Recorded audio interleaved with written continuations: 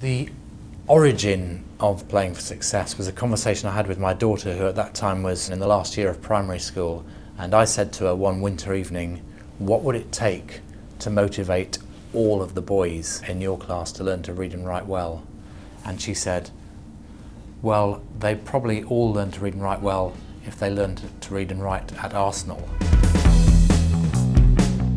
In 1997, the government launched Playing for Success, a small educational initiative across a handful of Premier League clubs.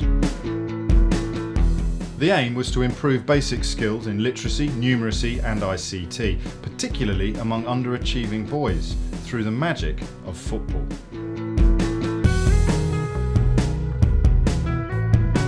10 years on, clubs throughout the sporting world have found a home with Playing for Success.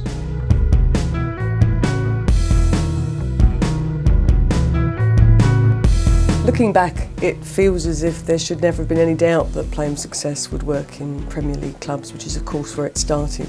But what I find has been really amazing about Playing for Success is how it's transferred so successfully to a range of other sports.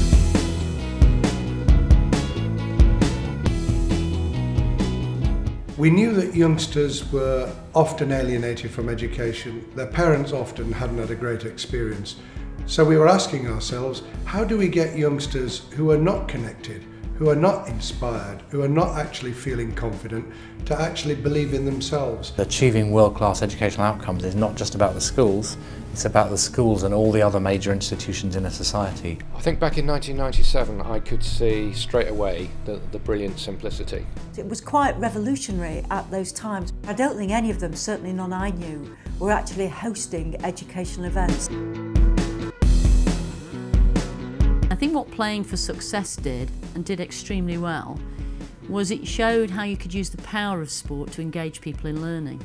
It's changed the culture so that what was exceptional in 1997 is just part of what sports clubs do naturally now. Never, ever, in my wildest dreams, thought it could touch so many people's lives and be so successful.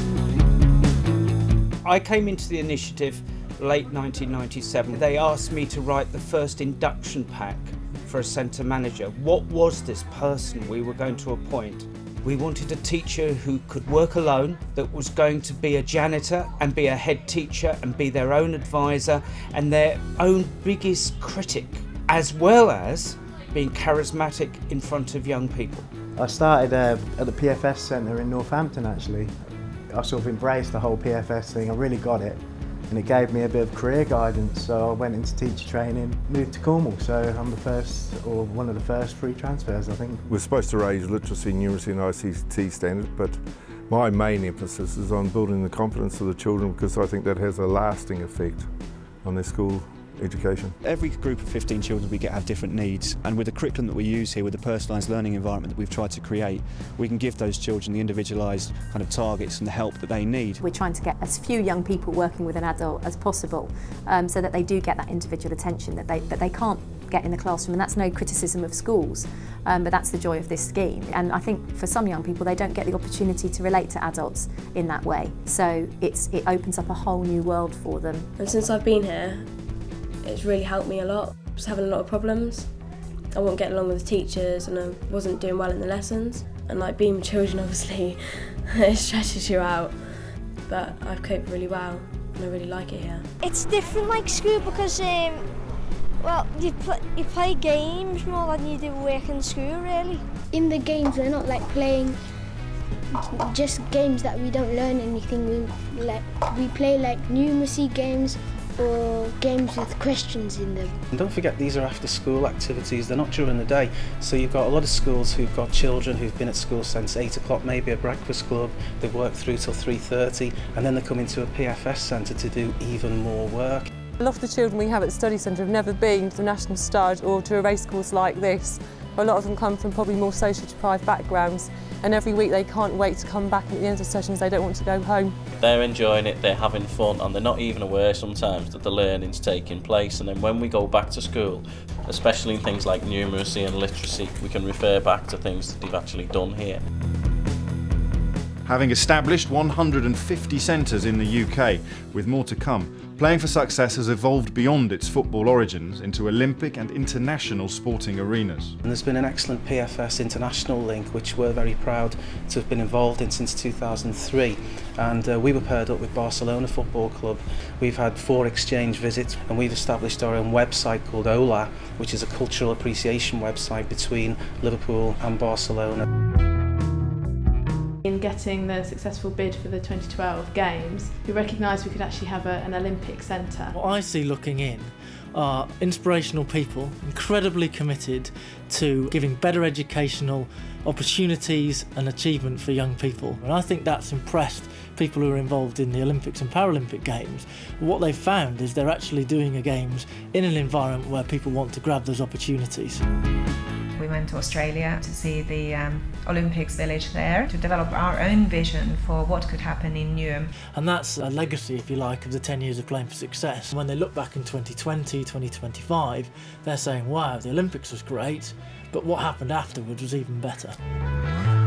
But sometimes growth calls for new and innovative ways to fund and maintain projects. Demographics of Cornwall is very difficult, so one way we could cope with this was actually establishing a charity that would enable a rollout to sort of hard to reach areas where I can't reach from the Pirates because we're right down 7 miles from Land's End at Penzance. The charity then needed a brand, so we came up with a logo. I happened to be going to the North Pole, so we launched it up there, and then the next step was I got this trimaran and we did a race around Britain. It's worked really well, and we're really excited about where we're going with the charity. The techniques and methods developed in Playing for Success are now finding a place in mainstream schooling. It should be the Trojan horse of education, and the double club, for me, I think it's one of the most exciting outcomes. Arsenal started the double club in 1998. There's no stigma that they're doing a class because of their weaker literacy and numeracy skills. They're actually proud to be doing an Arsenal project and to get a game of football afterwards and some training by, in our case, an Arsenal coach. We're working currently with 14 other clubs, not all football, for them to develop double clubs in different parts of the country.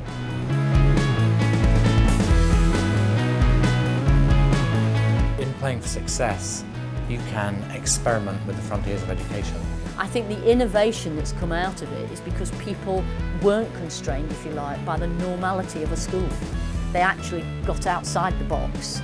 I think the feedback that actually comes from the pupils and the teachers is the first measure and a very, very good measure. It does make a major impact. Children who perhaps don't enjoy school really start to come out of their shells and have a fantastic time when they're with us. And if you only reach out to the occasional child and make a difference, then you feel it's worthwhile. It's incredible how far we've come in the last 10 years, with over 250,000 children having benefited from Playing for Success so far. Having been involved right at the start in 1997, what am I proudest of?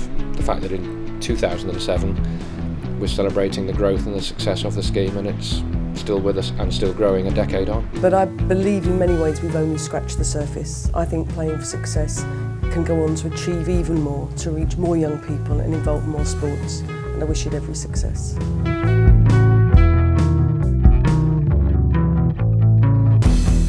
To laugh often and much. To win the respect of intelligent people. And the affection of children. To earn the appreciation of honest critics.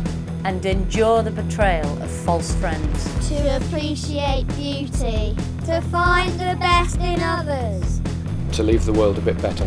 Whether by a healthy child, a garden patch, or a redeemed social condition. To know even one life has breathed easier because you have lived. This is to have succeeded.